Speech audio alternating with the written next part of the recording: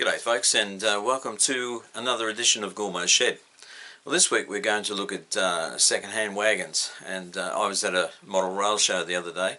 It was the 2017 exhibition at the Whitlam Center in Liverpool in Sydney in Australia, and I was looking around to see, if there's any bargains or whatever, and for my budget there wasn't much in the way of bargains, but I did manage to pick up a couple of old mainline wagons second-hand for quite a good price. Now this is one of the wagons that I got, and it cost me $5.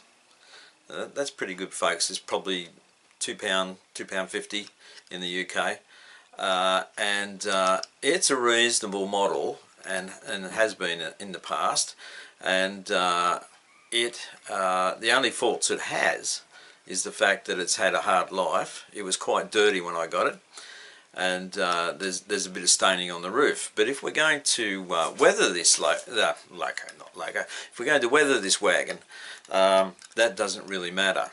Now the faults with these wagons are very minor, actually. You get mould lines on the buffers, so we'll be able to just lightly rub them off. Obviously you've got the old heavier plastic tension lock couplings. We can replace those with modern small backmans. It has plastic wheels. However, I mean, a lot of folks like to change plastic wheels over to metal wheels, but I've always found the mainline wheels seem to be set really good for code 100 track. They seem to run through points and everything without any trouble at all. So I'm reluctant to change the wheels. However, we could weather them up so they look a bit better. Yeah, as I said, I had to clean this thing up a fair bit. There was sort of like gravel, or remains of gravel, or dust or something inside there, which was actually stopping the little sliding doors from sliding properly. So I literally washed this thing under fresh tap water and brushed it off and everything, and there's still some marks on the underframe here, some sort of staining, but as I say, that doesn't matter because it's going to be weathered anyway. So we might have a look at how we can touch it up a bit.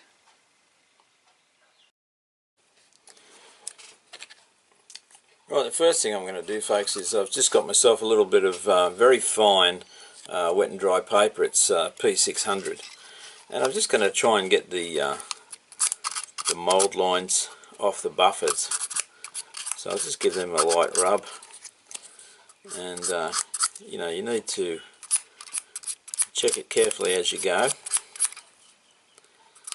It seems to be working okay. You finish up with this dull effect on the buffer as you go, and where you've got a shiny bit, that means that there must be an area near that raised up. So I'll just keep working away on that one, and then I'll work my way around the other buffers, and we'll see how they come up. Right, I've got pretty much most of the mould lines off. There's a subtle trace of them there, but it looks a lot better than it did before, and it's also roughened up the surface a bit. So what I might do now is just put some silver paint on there, and we can dirty that up again later on with some rust, because these things would have had a sort of a silvery surface to start with, but obviously they get dirtied up and rusted up, so we might give them a touch with the I've actually got a silver pen, so we'll do that. Yeah folks, so I've actually got one of these silver pens. It's sort of like a texter, and it's got a ball in it and like paint and a felt tip, and you know, you have to give the thing a bit of a shake, but it's ideal for doing this.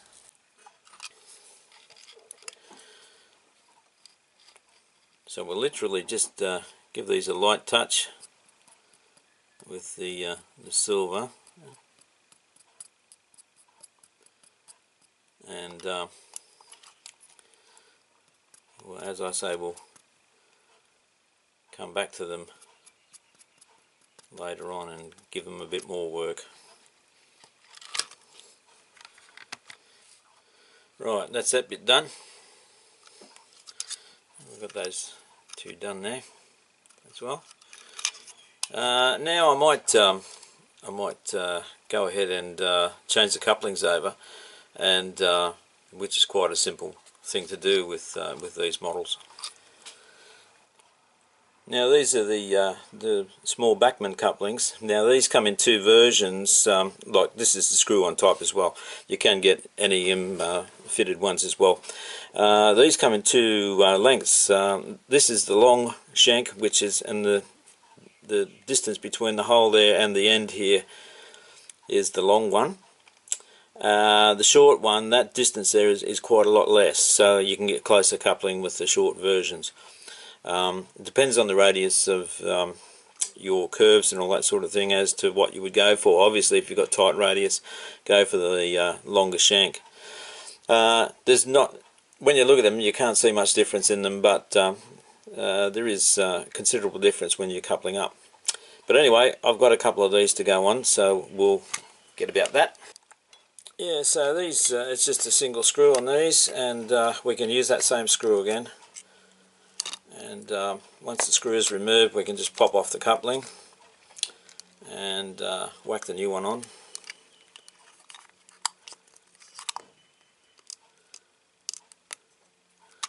And we'll put the screw back in, if you can pick it up. It's good to have a magnetic screwdriver too, folks, to hold the screws. Makes the job a lot easier. You can just put it on the end of the screwdriver and whack it back in, tighten it up.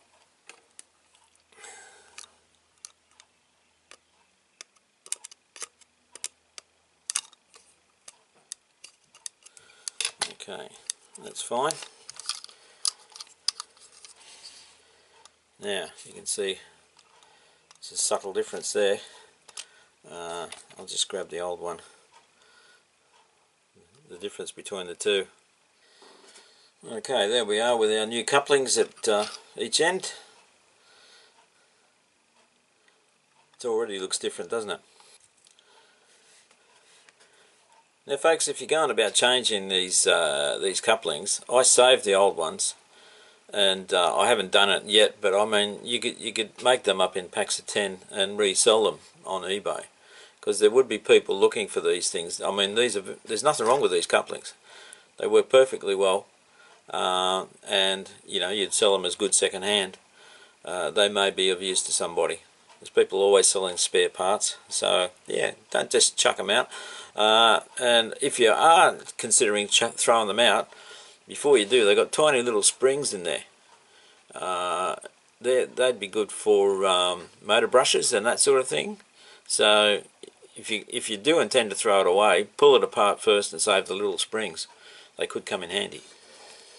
Now folks, I'm going to use the pastels and hairspray method for a bit of weathering on here, and I'm going to do the roof, even though I suppose in its second-hand condition it looks like it's already been weathered a bit, I suppose. So not a lot needs to be done on the roof, just dirty it up a bit more, I suppose. But I'd like to, I'm not sure whether this is residue down here or whether somebody's actually had a go at weathering before, but it looks powdery, whatever this stuff is. It's sort of the same stuff was inside the wagon, but yeah, I don't know whether you guys can see that, but anyway, it doesn't matter. I'm going to put something over that to weather it up anyway. So yeah, as I say, it's the pastels and hairspray method, and I've done a video on that some time back if you want to catch up with that sort of system. So I'm going to have a crack at this now. What I might do as well, I was wondering whether to leave the wheels on or take them off and do it, but I might leave them on, I think, and so it's all done in, it looks about the same sort of amount of weathering on everything there. Anyway, we'll have a crack at that. Well, there you are, folks, that's how she's come up.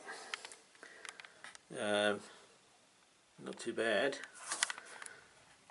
The wheels have been included with the weathering, the plastic wheels, and the silver on the buffers has been toned down. We've gone over the roof with a bit of dirt, pastel dirt, and that's how it looks. Okay, now if we bring down this other wagon, which is a similar sort of wagon, this has still got its mainline coupling on. And you can see the difference between the two. Now these two wagons are about the same age. They'd have to be.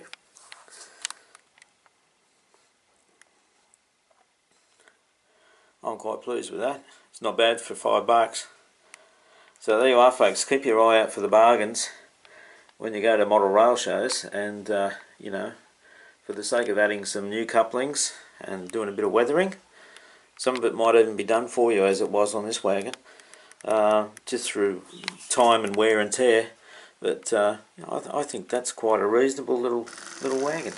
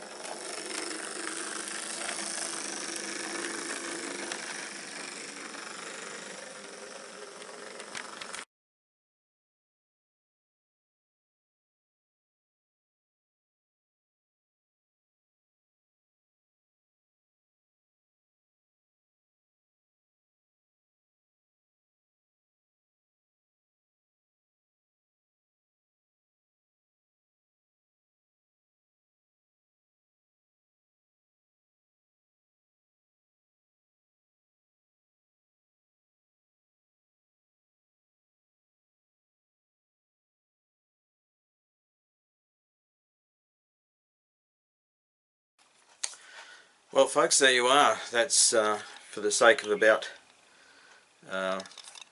15 minutes work, if that, maybe 10.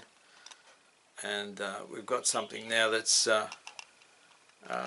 pretty close to a modern made wagon, and I think that's come up reasonably well. So there you are. That's all you have to do, folks. Just keep your eyes peeled and look for those bargains. So I'll see you again next week. Okay, cheers, Gormo.